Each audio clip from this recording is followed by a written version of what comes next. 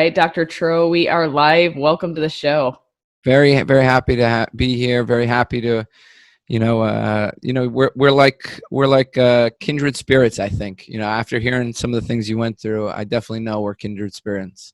I love it. And, I've been listening to your podcast for quite some time. I've listened to you with Dr. Saladino. That was also great. So I love what you're doing, and I'm so excited to have you on my podcast so that we can share some of your knowledge and information with my listeners as well. Yeah, look, I think we need to reach the health and wellness community. I think we need to reach the fitness community and even the bodybuilding community.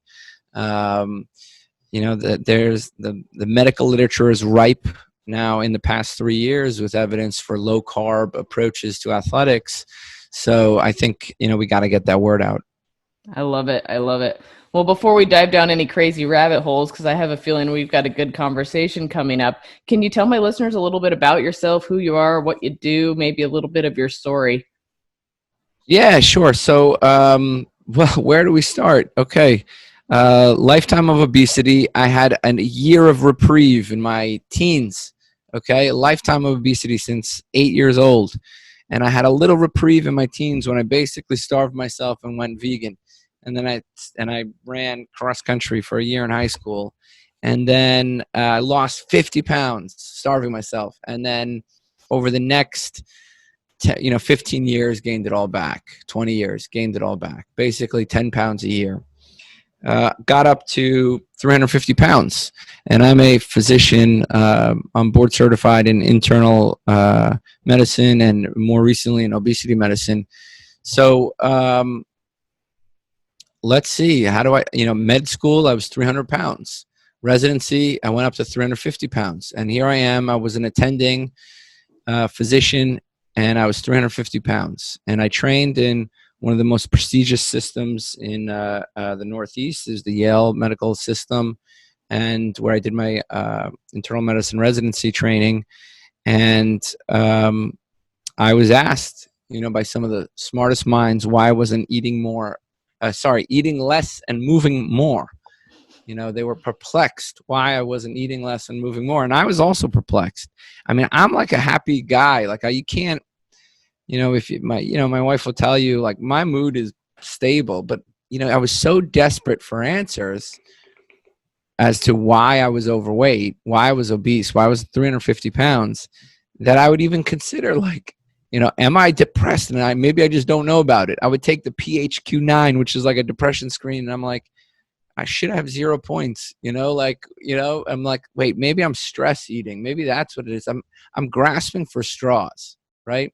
Because I have no idea. And, then my wife, who's always been really supportive of me, she knows how to play me. Okay. She knows how to play me. She's like, aren't you some smart doctor? Didn't you score on the 90th percentile in your board exam? Can't you go figure this out? Like, she played me like a fiddle. And so I'm lifetime of obesity, 350 pounds. I go to the medical literature, and I pull up all my old notes from med school and books, and I start going through everything. I read 300 diet books. Okay. I read maybe 1,000 papers. All right. When I go into something, I go all in. Okay. And I'm looking at the head-to-head trials in weight loss, and low carb always does better in weight loss. And it doesn't matter whether it's 1 month, 3 months, or 6 months. It's in head-to-head trials with low fat and low carb. And, whether you're comparing Atkins Zone and vegan and Ornish, it didn't matter. Low carb did better. So I said, wait a second. I was told to go low fat. I was told to eat multiple small meals. And here I'm reading that people are going low carb and they're doing intermittent fasting. And here it is right in the literature. Like, it's right there. Low carb, head-to-head studies, low carb always does better. And even more recently, when they've really, we had Garner do a study where he really favored the low-fat group by lowering their sugar. So he took the low-fat group and lowered their sugar and compared it to low carb. Low carb still did better, right? They still did better. At 6 months, statistically significant. At 12 months, it was better, but not statistically significant. So everywhere I looked, it was like, okay, low carb performs better. So in my training as an internal medicine doctor, if you have two drugs and one drug always does better, you're going to go with that drug, right? So I'm like, wait a second. They told me to do low fat. They told me to eat lean meat. They told me to eat whole grains. They told me to eat multiple small meals, but low carb always does better. And then if you look at why they do better, they have a spontaneous decrease in intake. Okay. Meaning like they just like when you go low carb, for some reason, they drop their intake. Now, in 2016, Brad Schoenfeld was a very well-known researcher in the fitness community. You probably know him and know some of his work. Great, brilliant mind. He hypothesized that maybe it's because people are bored on a ketogenic diet. That's why they're eating less, because they're bored. That's the reason he thought at the time. Okay, so which is, you'd really have to not know much about ketogenic diets to say that. And if you were in and out of ketosis, you'd understand the appetite suppression effects of what ketosis does and what a stable blood sugar does, and what neuropeptide YY and CCK, these hormones that make your brain full, right? That say you're not hungry, right? So anyway, despite some of these criticisms, Kevin Hall in 2016 put out a meta-analysis, a short-term study looking at isocaloric diets. There was no difference whether you did low carb or low fat in 1 month. So there was some criticism. So I looked at the criticism, but I'm like, look, I don't care. It's 6 months, 3 months, 6 months. These people do better. I want that. Right? I'm a 350-pound doctor. I had the most brilliant minds in the Yale system telling me to eat less and move more, and I should know better, right? So that's where my journey started. My wife punked me and is like, basically, she knew how to play me like a fiddle. She's like, you're a smart dude. Can't you figure this out? And I went to the literature, and it's right there, low carb. And the rest is history. I lost 150 pounds almost effortlessly. And it wasn't, I don't want to say effortlessly. It was not without effort. You have to pay attention. You have to try to learn about yourself. So it's not without effort, but I wasn't hungry. That's what I mean by effortlessly. My hunger went away. I learned how to manage my hunger, and that was a key point. I learned to use low carb and intermittent fasting, which is the opposite of what the bodybuilding community is preaching, which is eat multiple small meals, have carbohydrates, balanced if it fits your macros. And that's not what worked for me. Right. And that's not what appears to work in literature. So, then I lose 150 pounds. I go from a keg of a belly to a 6-pack. I go to running, 17-minute mile to running 3 miles in 17 minutes. So, that's the story. So, I go from being in the 99th percentile for athletic performance to the top 1 percentile in athletic performance without any carbohydrates, and maybe eating 1 meal a day some days, maybe not eating because I forgot to eat, right? So that's the story. I love it. That's a great story.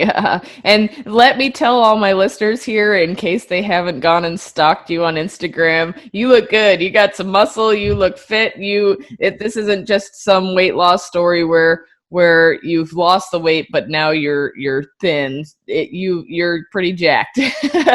Yeah, look, I always loved exercise. It's funny. I had a picture on my graduation day from medical school.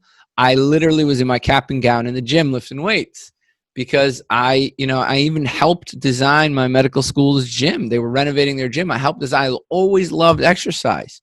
It just doesn't help for weight loss if you don't have your diet dialed in, right? So look, you can burn maybe 800 calories in an hour if you're maybe 1,000 calories in an hour if you're a really high intense athlete, maybe even a little bit more, right?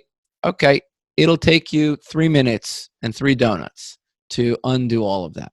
So if your diet's not dialed in, exercise has great benefits, right? We're talking about blood flow, preventing sarcopenia, flexibility, mood. There's so many benefits to exercise. But if the diet's not dialed in, and you probably know this better than anybody, the body composition will suffer, right? So, I'd say that 90% of body composition is probably diet mediated. And actually, speaking of which, we were a little critical on Brad Schoenfeld. He's the one who showed that, 90% of weight loss is diet mediated, and about 10% is mediated by the, calories out. Right. Calories out. Well, Yeah. and that's the thing that I find interesting too. I mean, I understand you have all these metabolic adaptations and things that happen when you get stage lean and you start to get super thin and ready to go on stage. I understand that that happens, but if it was just calories in, calories out, then why would you not be losing at one point? I mean, why do we hit these plateaus? There's a lot of things that are involved with this, more than just calories in, calories out. Because if it was just calories in, calories out, then all of us bodybuilders would be super shredded and on point every single time. But that's not how it works. We're doing a lot of other things to try to get to that point. So I'm not a believer. And the other thing I'm not a believer in is with calories in, calories out, I'm one of those people just like you. I was starving to death all the time. I was so hungry. And even when I got my calories up, I would be eating 2,500 or more calories a day. I still was looking at the clock waiting for my next meal. I could not wait to eat. It was horrible. And it was almost like, I was like, what kind of prison am I in? Am I stuck in this constant prison where I'm going to be looking at my watch every 2 hours just so that I can eat? I mean, I would have set a timer because I couldn't wait. It was horrible. Yeah, I think what you're describing is, when you're on a mixed diet, it's tough. Okay, it's tough. It's the foods that people have the most difficulty with, are foods that are combinations of carbs and fat. So if you, for example, look, if you're on a flexible dieting program, right, which is like the rage in the fitness community right now, it's just, get protein, right? Let's say you do 3 protein shakes throughout the day, and then you get to dinner.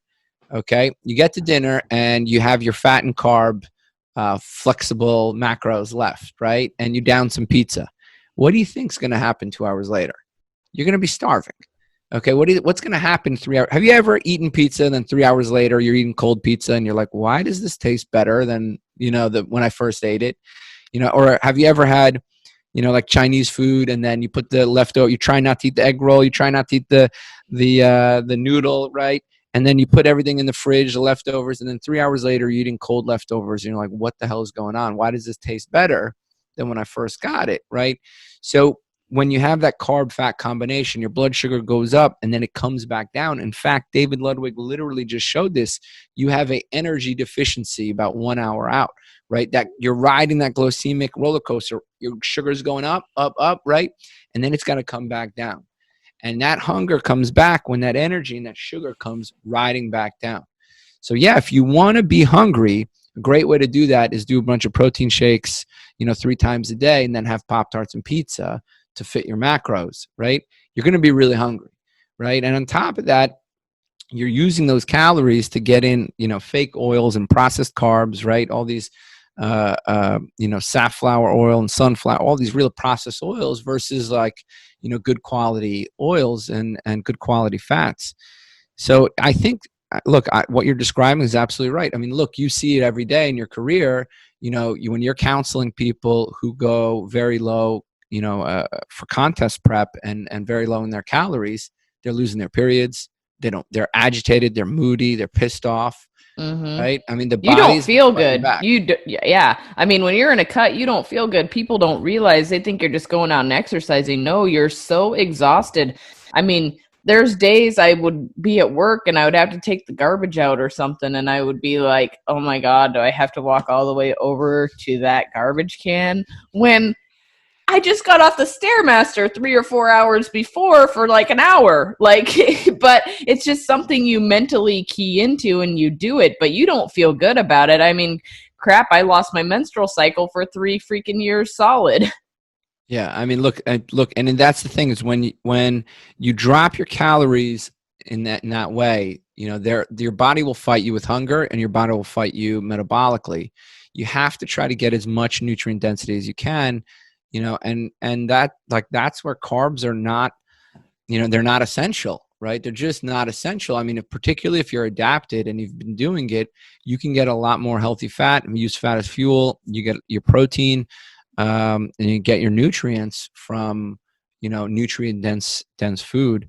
Now, I'm not saying that carbs can't be used for athletic performance. They surely can be used for athletic performance. I mean, I know bodybuilders who literally use exogenous insulin because it's anabolic. I mean, so we know that carbs and insulin can be used for an effect. So, we respect that. But look, what you're saying is absolutely right. And it's in the literature. The phenomenon you just described, where you're like, I went low in calories, I was on a mixed diet, and I felt miserable, right? It literally was shown. David Ludwig took people and he fed them for 5 months to show this. He gave them a low, medium, and high carb diet, and he measured their metabolism.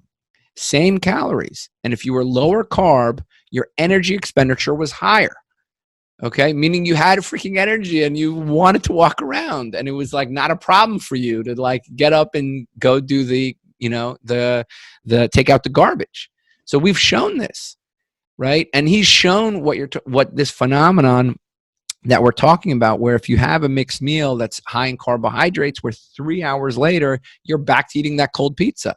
You're eating the leftover Chinese. I mean, shit, we have people that you sit at Thanksgiving dinner and they've eaten so much stuffing and turkey and gravy and right?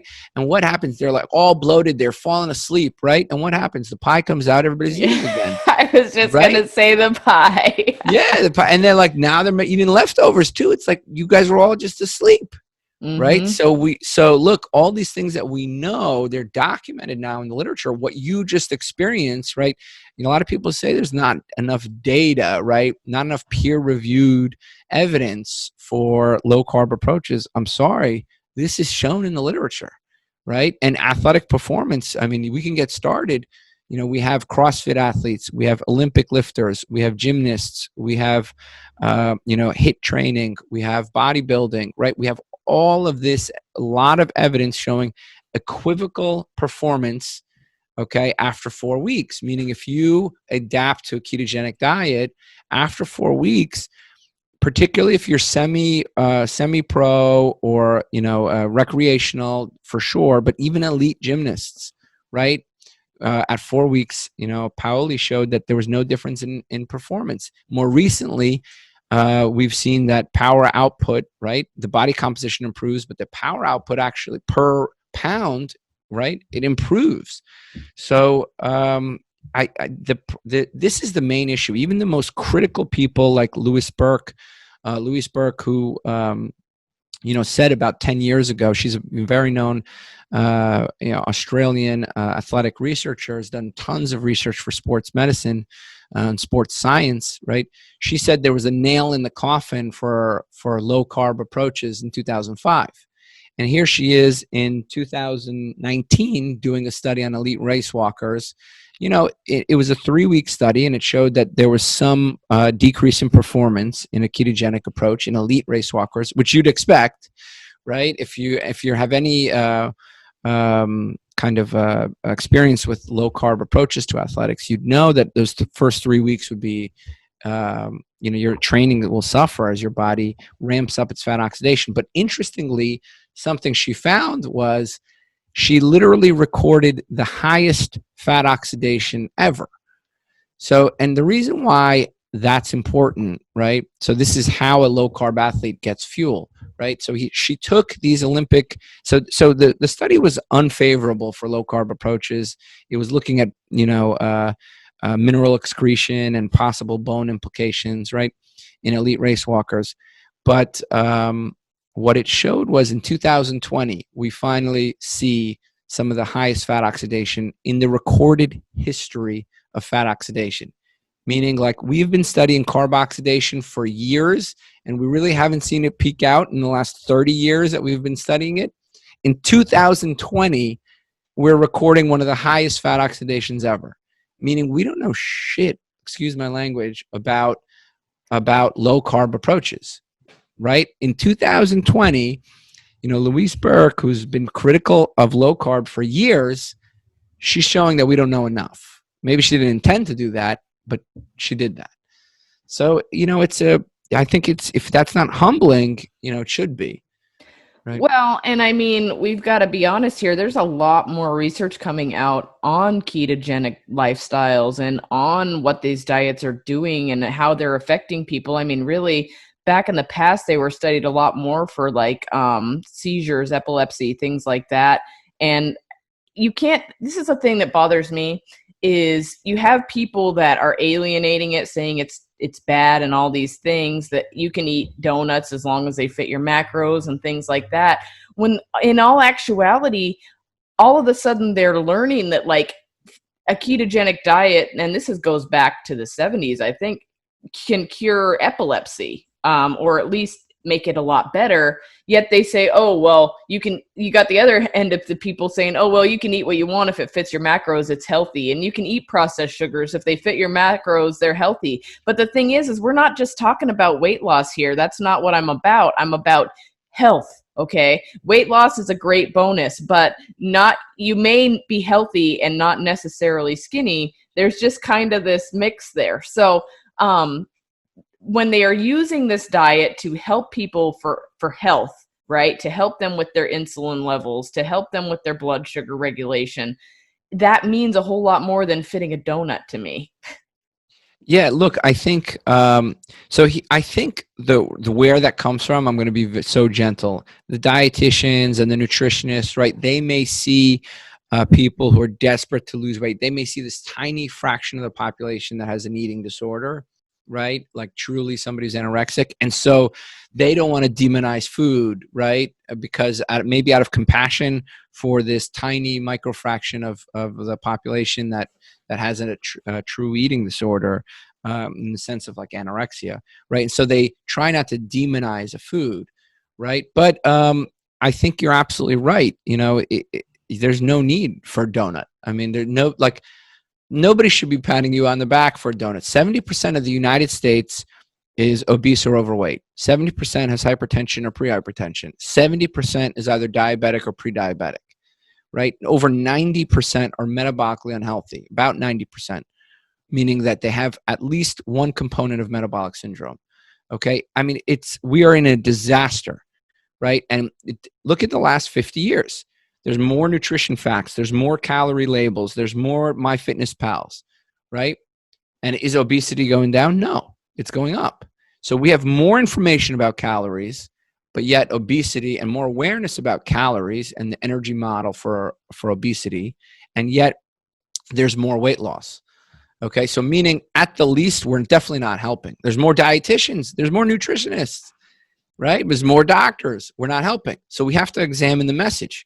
Either our message is wrong or it's a failed message, right? Either it's wrong, right? Or it's so bad that nobody can do it. So either way, we got to change, right? And so, in that respect, I like, I have a little bit of sympathy for if it fits your macros, but there is a unique effect to low carbohydrate approaches. Okay. Yeah. There's a unique effect. It prevents migraines, prevents headaches. We know that. It stabilizes blood sugar. We know that. Okay. It prevents seizures. We know that. It's centrally acting. Okay. Anecdotally, there's effects on mood and appetite. We published in the medical literature, our practice and some physicians from Stanford and Dr. Westman, a case series on binge eating, right? So we believe that the ketones have an appetite suppressive effect, and they're centrally acting. If they can prevent migraines, which is shown in the literature, if they can prevent seizures, which is shown in the literature, we certainly believe that it can prevent binge eating. So, there's a total body effect. When you're a type 1 patient, for example, and you're reliant on your blood sugar being stable, and you're eating high carbs and dosing insulin and eating high carbs and dosing insulin, and you adopt a low carbohydrate approach, and all of a sudden your blood sugars are stable and you're not worrying about dying from hypoglycemia, I mean, how can you convince that person that if it fits your macros and flexible dieting is the approach you should do? Right? Just so you can liberalize a donut. Like, look, if you want a donut, I'll help you I will literally buy you the almond flour. I'll get you the sweetener. We'll make the donut. Okay. I'm not telling you that, it's healthy. I don't think that's healthy. I think even fake keto foods, they're not, ideal for body composition, But if you need a donut, I'll get you a donut. We'll make a donut. If you need a pizza, Blaze Pizza's got, or Pieology as a keto pizza. I don't think that's great for body composition, right? But we'll make it. We'll support you. We'll get you the foods you need.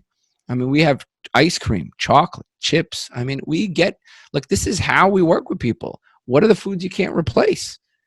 You like chocolate? We'll start you with a low carb chocolate as we wean you off.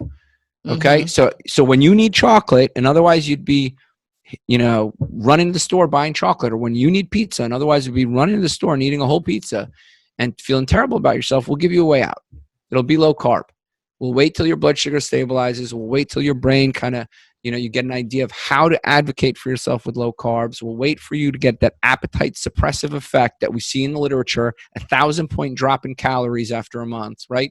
We'll wait for that to happen, and then we'll help you lose weight, right? So we'll give you these ways out. You can get all the foods you enjoy, right? We'll make it. We'll get you. We'll support you, right? And then we'll get you to lose weight. And that's the interplay with intermittent fasting, right? Now you're not hungry, so don't eat. Right. And I love that. I hate to interrupt you right here, but this makes a total sense, right? Because if you're starting with a client that's what they're used to eating, but you incorporate it in a way that's a little bit changed, like you said, we'll make it with some almond flour, or we'll change how it's the composition of the donut, for example. The thing that you find that comes along with that, though, is all of a sudden they're more satiated. Right? They're not craving that second donut. The first one filled them up, or that second piece of keto pizza. All of a sudden, over time, it seems like this metamorphosis happens where the client or patient, or for you or whoever it is, sees this shift where they're not constantly hungry and they're not constantly wanting or needing to down that whole pizza because they're no longer craving it like they used to. Yeah, I mean, we see that at about 4 to 6 weeks, okay? And we think it's due to a number of things, okay? And I'll just outline them here for I know you have a lot of health coaches and trainers that listen into your podcast. Okay, first of all, processed carbs and sugars don't have a feedback mechanism to stop, right? Okay, there's no feedback mechanism to stop. If you eat fat, okay, and protein, there's a feedback mechanism to stop. It's called neuropeptide YY and CCK. Okay, these are hormones that release when your stomach senses protein and fat. It releases these hormones. In about 15 to 20 minutes, 30 minutes, sometimes up to an hour, your brain is getting intense signal to stop. I mean, so ask somebody who's had a fat feast or who's, ate a lot of steak, what happens? There's a point where you cannot keep going, right?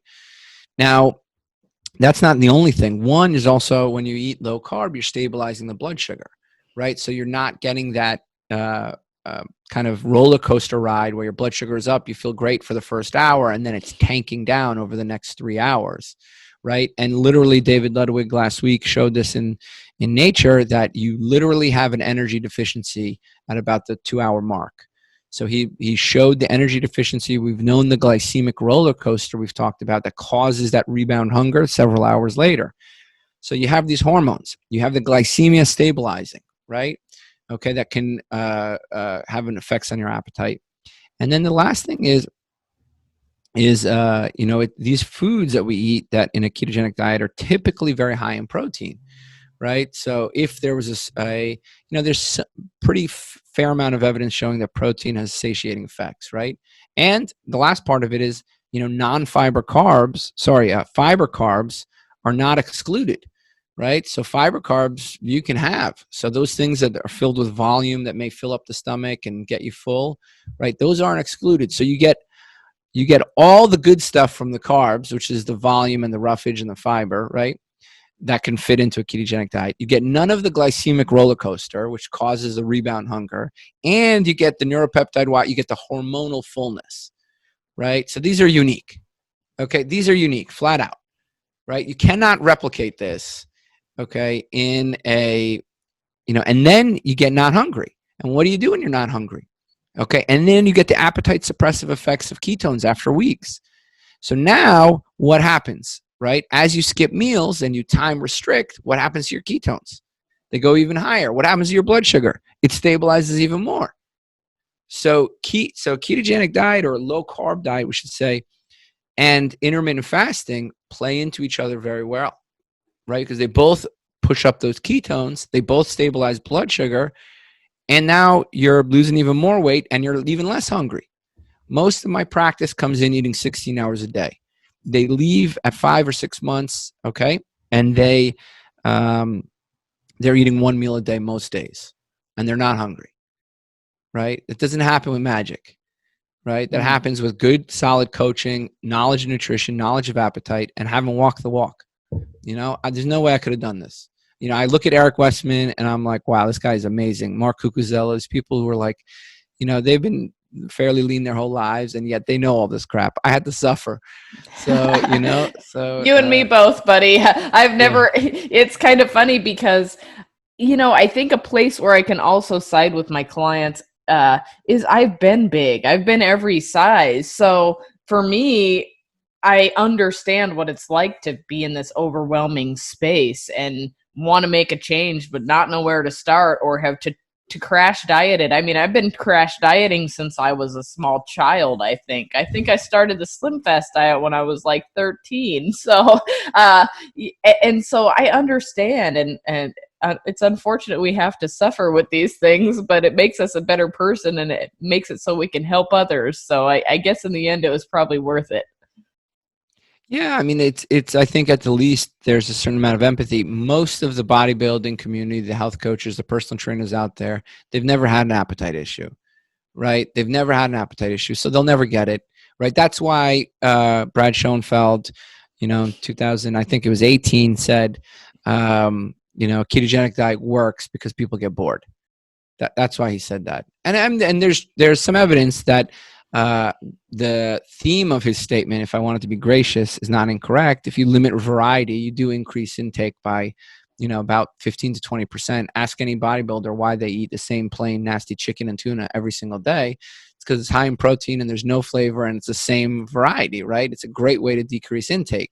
So that's what he knows, right? Because that's the world he came from, right? But if you have any experience with ketogenic diet, you know that it's not boredom. It's actually an appetite suppressive effect, and you can easily lose that. That's why people are very zealous about keeping a low carb diet, because when your ketones go down, your blood sugar starts fluctuating, whether it's stress, whether it's food, no matter what caused it, you feel the difference right away. You know it. Like, I'm out. My appetite's back. This wasn't what I was used to. And that re-evangelizes a lot of my patients. They're like, you know what? I ate this food and the next day I was starving. I was hungry 3 hours later. I'm like, well, welcome to why we encourage you to stay on a low carb diet, right? This is why. 100%. Yes. Yeah. And it's going to increase your compliance and adherence, right? The bodybuilding community is all about compliance and adherence. Well, we got that. And we can track adherence with a ketone level and a CGM. Well, and that's the other thing is I mean, I get some people get super nerdy, but I myself, I've been watching my blood sugar now for the last 2 years consistently, and I started noticing some trends that I didn't really care for. And one of them was that I would wake up at like 3 o'clock in the morning every morning, just starving to death. And I thought I just woke up because I had to pee. And then all of a sudden I started putting two and two together, and it was like, oh, I just woke up because I was hungry. My blood sugar hit the floor. It was like, boom. Yep. And then guess what? Cortisol spike. Wake up. Yep. Oh, you got to eat. You're going to die. Yep. So it wasn't actually because I had to pee. It was because my blood sugar was tanking. But my body was so used to just living off carbs. It was like, get me carbs right now. I need these things. And so when I got into ketosis and I became fat adapted, guess what? I could sleep until like 7. And that might seem crazy for some people, but for me, 7 is super sleeping, and I wake up at 4 a.m. every morning. But there was a big shift that had to happen. And when it did, all of a sudden I wasn't hungry anymore. And I won't eat till 2 o'clock in the afternoon. Typically I have no problem. In the morning right now, my routine looks like I wake up, I jump out of bed, I hop right on my bicycle, and I go for a nice long bike ride, and I'm not starving for fuel. I'm fine. So there's a big shift that had to happen. And you hear so many athletes are like, my performance will decrease if I don't have carbohydrates. And it's just because they're not giving their body enough time to adapt. You have to think about it this way. We've been sugar burners our whole lives. We've been getting rice cereal since we were a baby. We've been being fed all of all of these carbohydrates. Our bodies never really had to make a shift. It's kind of like, whatever. It just relies on that constant glucose that it's getting. And so when you teach it to make a shift, it's pretty crazy what you start feeling. You're not craving stuff anymore. You're not starving. You're not waking up at 3 a.m. being so hungry. It's just an amazing feeling. Yeah, that looking at the blood sugar is a huge deal, and we give every patient a CGM, and we offer to them because once you start to see what happens when you eat, that rice cereal and oatmeal and banana, and you see what happens to your blood sugar, and you see what happens 3 hours later, and you track your hunger, and you see when you're plummeting in the middle of the night and you're starving, right? When you see all these things, you get it. You get it. And so we really believe in the value of a CGM, a continuous glucose monitor, because it helps. And on top of that, look, it helps us figure out exactly what's going wrong.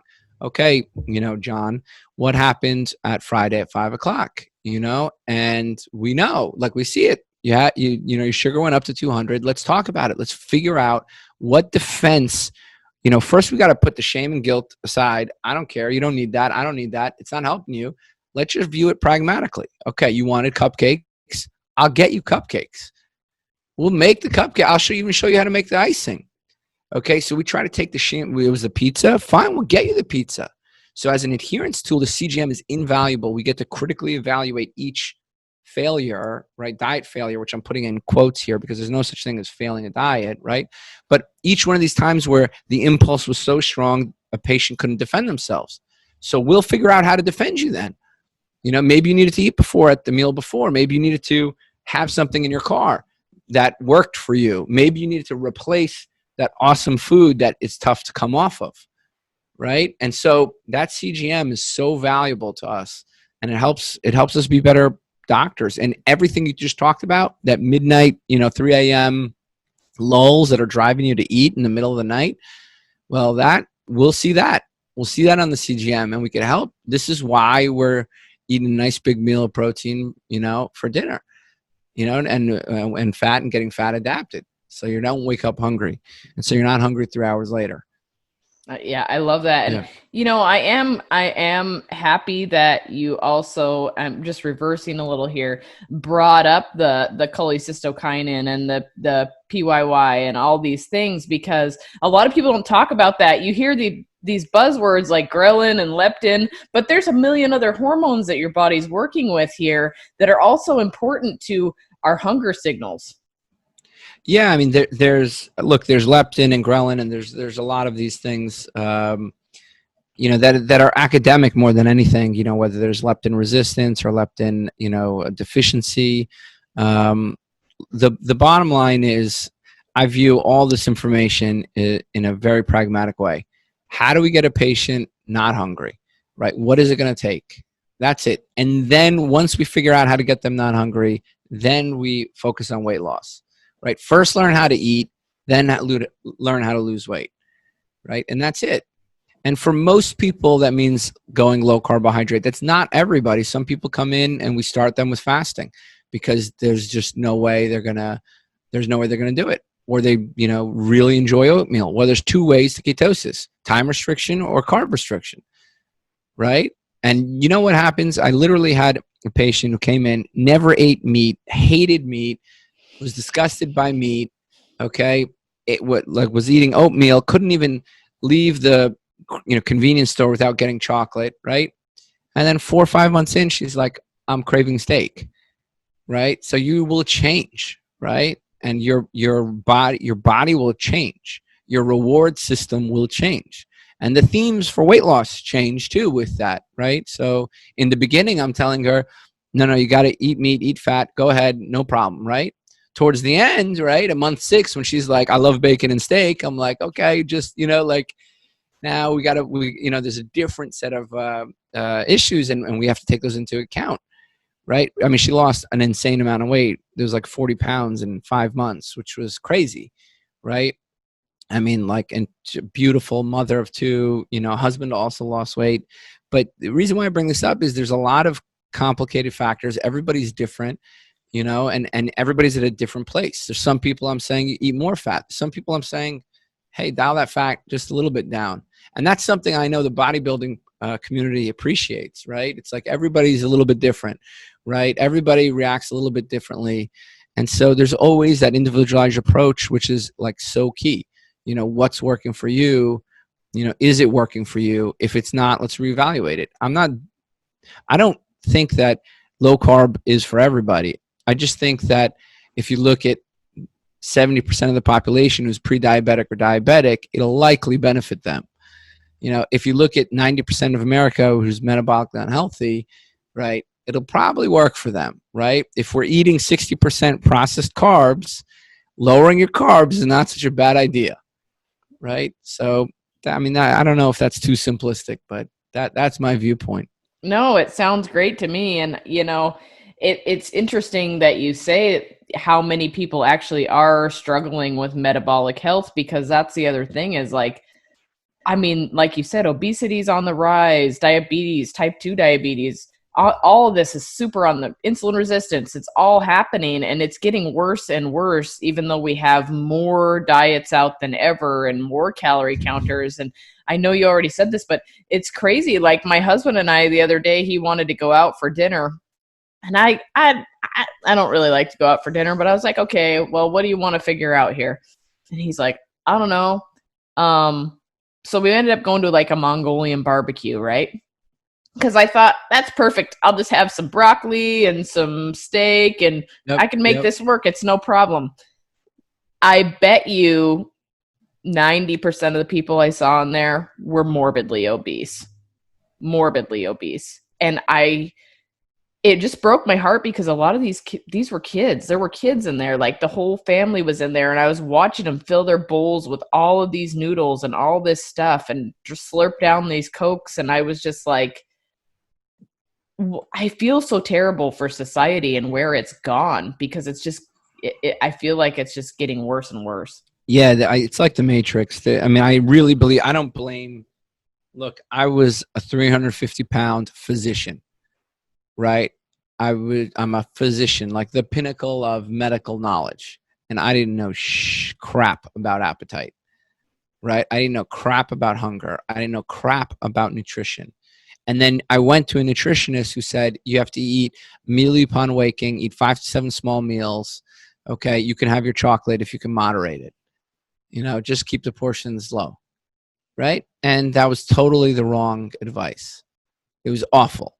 It was terrible. In fact, I think it was obesogenic advice, right? I truly think it's obesity. So these people who say, who say these things, it's all about calories. They don't understand hunger and appetite.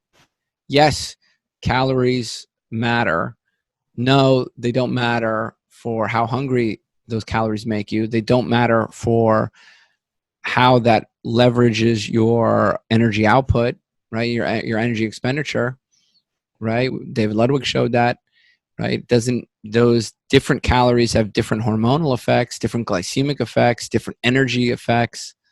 So I'm sorry, calories matter. Yes. Are all diets the same? No. Are all calories the same? No. So just stop your crappy advice. It's not helping. Okay. Look at the society. You haven't helped anybody. All the dietitians and nutritionists, and we've been talking thermodynamics for 50 years. You haven't helped anybody. Right. Bottom line, we're worse because of you. Because you haven't done a good job. That's it. Yeah. Not you. I mean, I'm talking to all the personal trainers who are listening to this, Do you think there will be a shift? Like, I feel like it's kind of convoluted, right? But I feel like there is a shift happening and there are more and more medical physicians, providers that are actually starting to see the light and kind of maybe move in a more low carb, health, eat real food kind of direction. But I also feel like there's a lot coming from the pharmaceutical and big food end that is trying to suppress that. So how do you feel about that?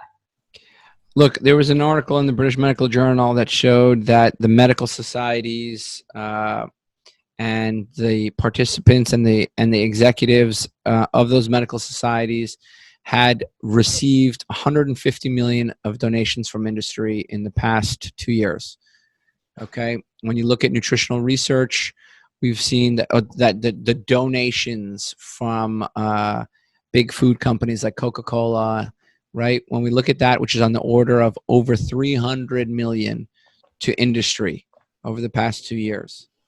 So, yeah, your institutions and your professional organizations, medical organizations, dietetics organizations, nutrition organizations are bought and paid for by industry.